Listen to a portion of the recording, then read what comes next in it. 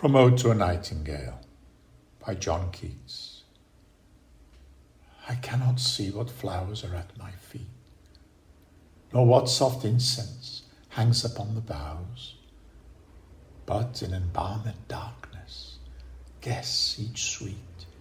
wherewith the seasonable month endows the grass, the thicket, and the fruit tree wild, white hawthorn, and the pastoral eglantine, fast-fading violets covered up in leaves, and mid-May's eldest child, the coming Musk-Rose, full of dewy wine, the murmurous haunt of flies on summer eve.